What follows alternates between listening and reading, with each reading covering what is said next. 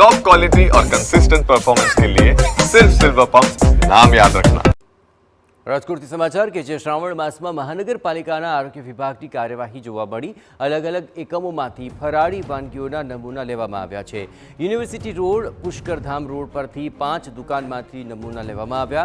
સાબુદાણાની ખીચડી, ચેવડો, રાજગરા લોટના નમૂના લેવામાં આવ્યા છે। શ્રાવણ માસની અંદર આવી ફરાળી વાનગીઓમાં ઉપયોગમાં લેવાતી તમામ સામગ્રીઓને લઈને આ નમૂના લેવામાં આવ્યા છે અને આ પ્રકારની સામગ્રીની અંદર કોઈ ભેળસેળ થઈ છે કે કેમ તેને લઈને આ તપાસ હાથ ધરવામાં આવી છે।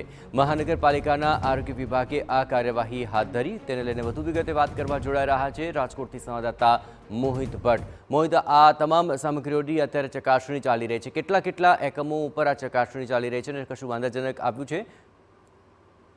જયેશ, શ્રાવણ મહિનાની શરૂઆત છે તે થઈ ગઈ છે અને શ્રાવણ મહિનામાં લોકો છે તે ફરાળી વાનગીઓ છે તે આરોગતા હોય છે, જેને લઈને જ રાજકોટ મહાનગરપાલિકાના આરોગ્ય વિભાગ છે તેમના દ્વારા જે ગઈકાલે રાજકોટના યુનિવર્સિટી રોડ અને પુષ્કરધામ મેઇન રોડ છે આ બંને રોડ પરથી કુલ 5 જેટલા સ્થળોએથી નમૂના લીધા છે। અલગ અલગ વાનગીઓના નમૂના છે લીધા છે, તેમાં સાબુદાણાની ખીચડી, ચેવડો, રાજગરાનો લોટ, પેટીસ સહિતના નમૂના છે તે લેવામાં આવ્યા છે અને આ નમૂના છે તેને પરીક્ષણથી મોકલવામાં આવ્યા છે। શ્રાવણ મહિનાના સમયમાં લોકોના સ્વાસ્થ્ય સાથે ચેડા ન થાય અને જો ગત શ્રાવણ માસની વાત કરવામાં આવે તો ફરાળી પેટીસના નામે મકાઈનો લોટ છે તે આપી અને તેની પેટીસ છે તે તૈયાર કરી અને લોકોની આસ્થા સાથે પણ ચેડા છે તે કરવામાં આવી રહ્યા હતા અને તેને લઈને જ જે આરોગ્ય વિભાગ છે તેમના દ્વારા આ નમૂના છે તે લેવામાં આવ્યા છે। જો કે ચોંકાવનારી વાત એ છે કે આ જે તમામ નમૂના લેવામાં આવ્યા છે તેનો રિપોર્ટ છે તે શ્રાવણ મહિનો પૂરો થયો બાદ આવશે। ત્યારે સવાલ એ વાતનો થઈ રહ્યો છે કે રાજકોટ મહાનગરપાલિકાના આરોગ્ય વિભાગની ટીમ દ્વારા